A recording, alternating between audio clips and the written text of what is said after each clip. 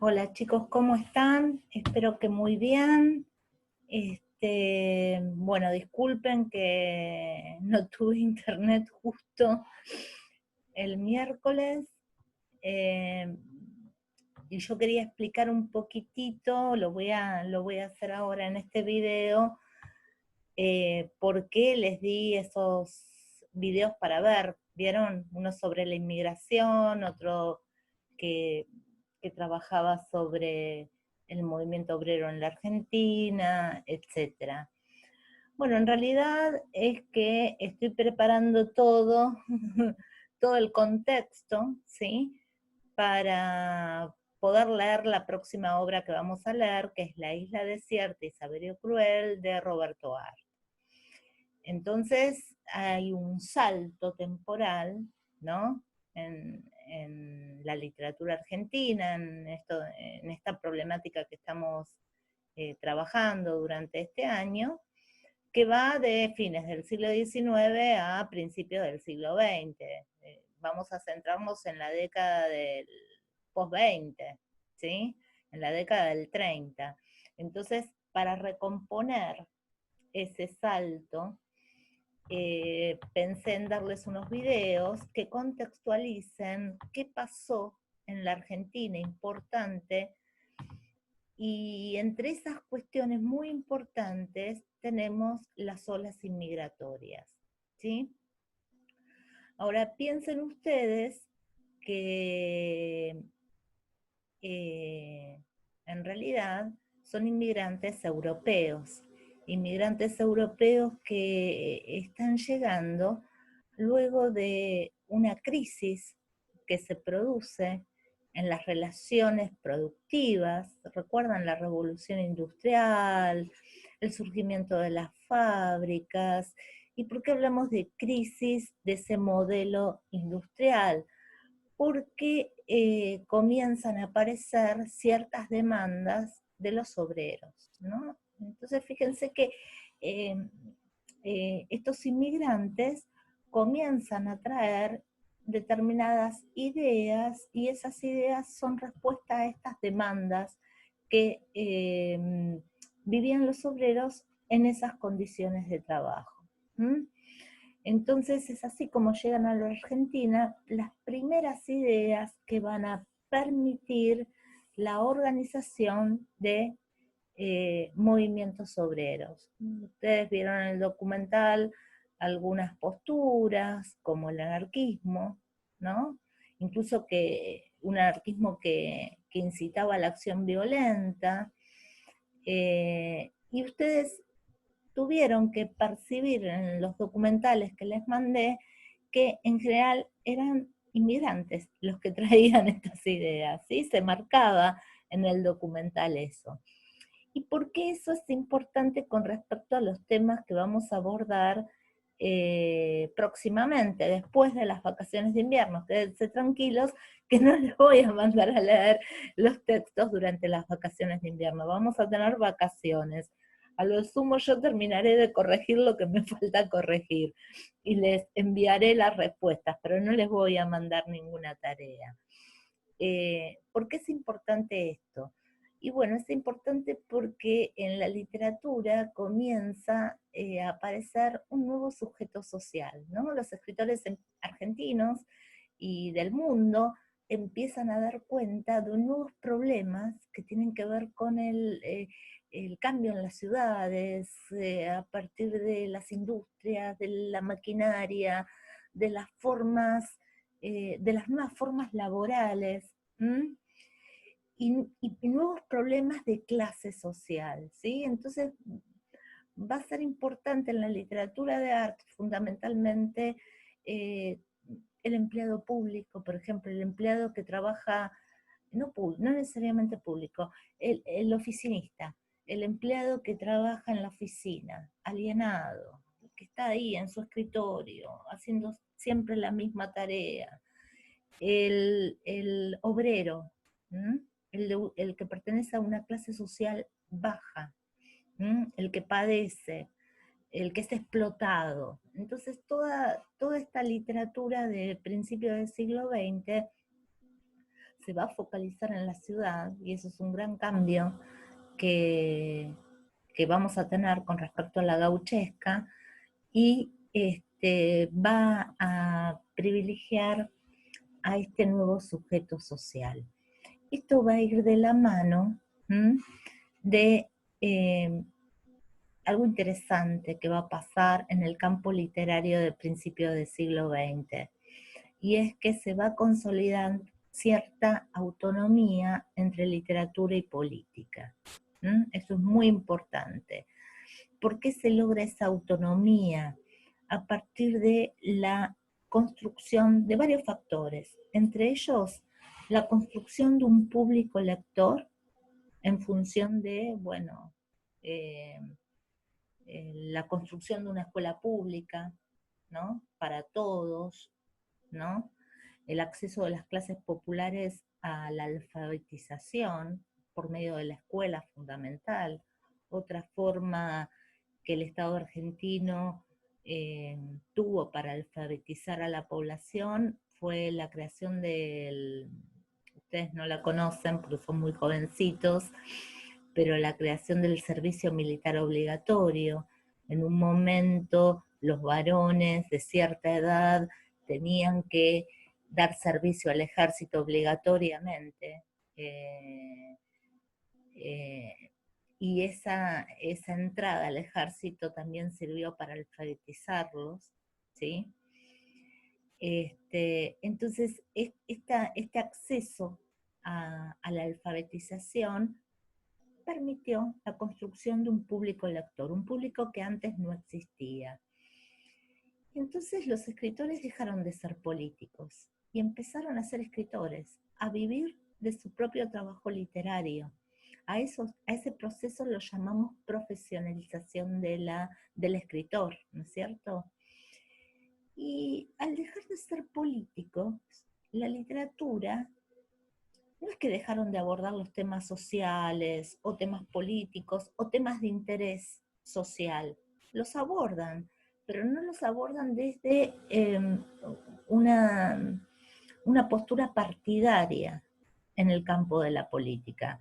¿Se acuerdan que lo habíamos visto con Echeverría, con Sarmiento, con el mismo Hernández, que eran políticos, fundamentalmente eran políticos? La literatura era una actividad como un accesorio, ¿no? Hernández fue reconocido como escritor, pero en realidad era diputado federal, y después apoyó al roquismo y tuvo un cargo de gestión en el roquismo. En cambio acá ya no es necesario que el escritor tenga otras actividades y tome la literatura como un hobby, el escribir sea un hobby. Se democratiza también la posibilidad de ser escritor.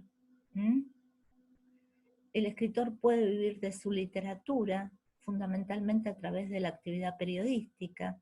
Los periódicos van a ser muy interesantes en este momento porque van a confluir en ellos, van a dar lugar a distintos autores, distintos escritores. Incluso un mismo periódico puede albergar notas, crónicas, cuentos, noticias escritas por autores de muy diversa ideología, ¿sí? Es muy interesante lo que va a pasar también en el periodismo durante esos años, porque los diarios no son tan monocordes, digamos, no tenían una bajada de línea tan fuerte como ahora, por lo menos. Entonces se incorporan en el mismo diario distintas voces, por ejemplo la voz de Art. Art trabajó de escritor, y esa actividad la realiza fundamentalmente en el periódico. Y en ese sentido su literatura adquiere cierta autonomía, y la literatura de todos estos escritores empieza a considerarse como un campo autónomo, porque en realidad empiezan a tratar los temas que quieren tratar. Y no están tan influenciados por la posición política que están ocupando, no están tan influenciados por la otra apuesta que estaban haciendo. Entonces, estos temas abordados no dejan de ser sociales, porque el escritor de algún modo siempre tiene como materia de su literatura la realidad que lo rodea y los problemas sociales que lo rodean y que llaman su atención, pero eso es el tratamiento que va a tener esos temas, va a tener cierta autonomía. ¿Mm? Y bueno, les quería compartir para materializar un poco todas las ideas que ustedes vieron en el video y relacionarlas con, con este momento histórico que vamos a abordar, les voy a compartir algunas imágenes, ¿no? Que tienen que ver con, acá, que tiene que ver con este momento histórico, ¿no? Entonces hay un nuevo sujeto retratado en la literatura y en el arte universal y también argentino. Entonces, por ejemplo, empecemos con una imagen emblemática, no sé si la pueden ver bien esta. Acá tenía que cortar la página. No es de una película de 1936 de Chaplin, que es un actor y director muy reconocido. Esta película, Chaplin es inglés, pero en un momento va a vivir a Estados Unidos y hace una productora en Estados Unidos, produce sus propias películas. Y es muy característica porque marca esto de que habíamos hablado sobre la ciudad, ¿no? Y sobre la fábrica, y sobre este trabajo de esta persona que está casi convertida en fábrica también, ¿no? El obrero que, Fabril es un obrero que realiza su trabajo como automatizado, ¿no? La máquina, y él es una extensión de la máquina, es un trabajo monótono. Este va a ser un gran tema de la literatura. Entonces en esta imagen me parece que se visualiza bien, ¿no?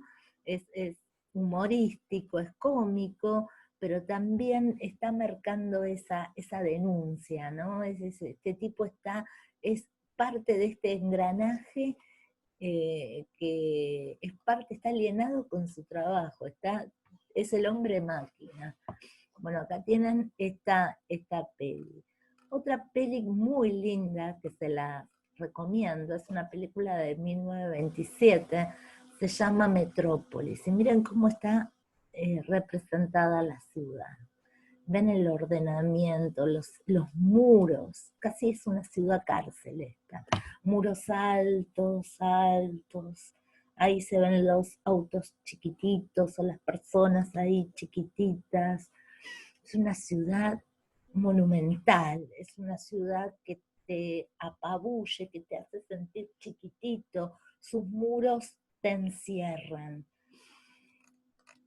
Y acá de nuevo en la misma película, en Metrópolis, la representación de la fábrica, ¿no? Y del sistema de producción, y la crítica a ese sistema de producción, porque aparece una fábrica que casi es como un organismo viviente, y acá están los obreros divididos, seccionados, la división del trabajo, la automatización de ese trabajo, ¿no? Y masivos, obreros, masa de obreros que van y hacen y repiten siempre el mismo trabajo. Otra, esta es una imagen no de época, en realidad está tomada, es la portada de un libro, y me gustó la imagen, de un libro norteamericano muy lindo, que se llama Bartleby, el escribiente, y un relato de Wall Street, es el título del libro. Y en realidad es la historia de un oficinista, que también el tipo hace perfectamente su trabajo, y fíjense en la ventana de la oficina, una historia de Wall Street. No sé si tienen la imagen de Nueva York y el sector dedicado a los negocios, a las finanzas, a la bolsa.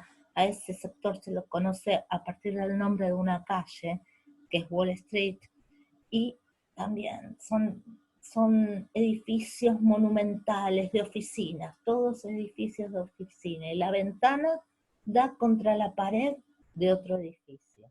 Entonces, el que trabaja ahí no tiene ni escapatoria visual, está encerrado entre muros, concentrado en su trabajo. No hay trabajo colaborativo, no es un trabajo con otro, sino que es individual y encerrado en la oficina, y el de ventana nunca ves el sol, nunca ves el cielo, ves un muro. Esto va a estar muy tematizado en La isla desierta de Roberto Barthes, ¿sí? Esta imagen del oficinista. Bueno, estas serían imágenes que nos vienen fundamentalmente del cine europeo de la época. Y el arte argentino también tematizó a este nuevo sujeto social, ¿no?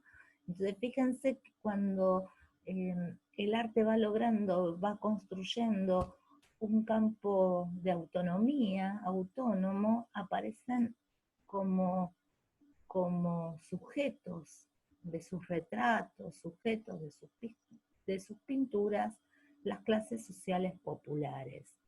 Este es un cuadro muy reconocido y uno de los primeros en tematizar esto, que se llama Sin pan y sin trabajo, y es de Ernesto de la Cárcova, y es de 1894, ¿sí? Fines del siglo XIX. Se lo conoce también como la huelga. Yo supongo que se lo conoce como la huelga porque este señor está muy enojado, tiene el puño, ¿no? Hay una mesa vacía, hay una mesa sin pan, hay una mujer con un bebé, su familia, y el señor mira al exterior y está enojado, como que va a reaccionar. Entonces también se lo conoce a este cuadro como la huelga. Ahora fíjense en otro gran pintor argentino, que si visitaron La Boca seguramente han visto sus pinturas, hay un museo de él en La Boca, que es Quinquela Martín, y que retrata, bueno, a estas clases populares propias de nuestro país. Ustedes han visto cómo el modelo agroexportador fue muy importante, ¿no? Frente a la realidad europea de la revolución industrial, las fábricas y las industrias. Bueno, acá la industria tarda en desarrollarse, se desarrolla en función a las materias primas, a los productos del campo. Los procesos, durante el siglo XX, los procesos de industrialización del país siempre fueron cortados por golpes de Estado, y todavía esas tensiones existen, ¿no? Siempre escuchamos en la tele que hay conflicto con el campo, que con ciertos sectores, etc. Y bueno, el modelo agroexportador necesitaba una Argentina que le venda granos y carnes al mundo. Entonces construyó todas las líneas férreas, eso en el documental se marcaba, la construcción de los ferrocarriles, en función de un punto. Todos los ferrocarriles confluyen al puerto de Buenos Aires. El puerto de Buenos Aires es una realidad que ustedes solamente tienen de modo pictórico en La Boca, cuando van a visitar La Boca, porque bueno, toda la zona de Puerto Madero, todo eso que antes era el puerto, ahora bueno, es un barrio lujoso, no tiene nada que ver con la realidad anterior, ¿no es cierto? Pero si van a visitar La Boca, por lo menos queda ahí como resto nostálgico lo que fue alguna vez el puerto, ¿sí? Piensen que a escala era mucho más grande. Y bueno, y Quinquela Martín retrata acá, ¿no? Él se caracteriza por pintar a estos paisajes y este trabajo, el trabajo que se realiza en los puertos. Fíjense, esta es una aguafuerte del autor que se llama Engranaje en Reparación, es de 1940, también es de la actividad portuaria, pero fíjense cómo está la misma idea que en tiempos modernos, ¿no? Los hombres ahí reparando la máquina, ese engranaje. Los hombres casi que son parte de ese engranaje, ¿no? Son hombres máquina también. Y esta otra, también de Quinquela Martín, de 1940, Accidente en el puerto, en donde el sujeto retratado, ¿no?, es el obrero, ¿sí? Acá la ven, no sé si, no se puede ver entera. Entonces ustedes, uy, esta no me salió bien, algo pasó. Esta, después búsquenla, algo pasó cuando copié la imagen que se perdió al ponerla en el pendrive. Pero hay una de Bernie de 1934 que se llama Manifestación, y que bueno, quería cerrar con esa, porque si esta es conocida como la huelga, el obrero que quiere ir a la huelga, esta es una pintura, búsquenla, Bernie, Manifestación, la googlean, sale rapidísimo. Ella muestra a los sujetos en protesta, ¿sí? Entonces, bueno, en función de un poco la clase de hoy, para contextualizar las obras que vamos a leer después de las vacaciones, que son La isla desierta y Saverio el Cruel, en parte quería mostrarle ese protagonismo que va adquiriendo los sectores populares, el obrero, el empleado de la oficina, en la literatura argentina, pero también en el arte en general, ¿sí? Entonces acá lo observan a partir, lo pueden visualizar claramente a partir de las imágenes. Nosotros lo que vamos a hacer post vacaciones, ustedes traten de ver los cambios de la Argentina durante todo el principio del siglo XX, ¿sí? Van a encontrar momentos de mucha crisis, fundamentalmente por las demandas de los sectores inmigrantes que se habían organizado, y el centramiento en la ciudad, ¿no? Como que la ciudad, fíjense que el proyecto de inmigración, esta idea de generar colonias agrícolas, no se cumple del todo, porque como habíamos dicho, los inmigrantes no accedían a la tierra tan fácilmente. Entonces terminaron hacinados en las ciudades. Surge el conventillo, empieza una nueva estética que es el tango en los suburbios de la ciudad, y la organización política de estos sectores, ¿sí? La literatura y la pintura comienza a tomarlos como sujetos protagónicos de sus tramas, ¿tá? Y eso es lo que vamos a ver con Roberto Arlt, pero de algún modo no se va a abarcar un periodo prolongado este problema, ¿sí? También lo vamos a volver a ver en Cortázar, en un cuento como El otro cielo. También se puede visualizar incluso en Borges. Va a ser un problema el tema de las desigualdades sociales, el tema de los sectores populares, va a ser un tema muy recurrente en la literatura y en el arte argentino. Bueno, espero que el miércoles no se me corte de nuevo internet y que pueda tener una despedida con ustedes, un cierre de esta primera parte del año.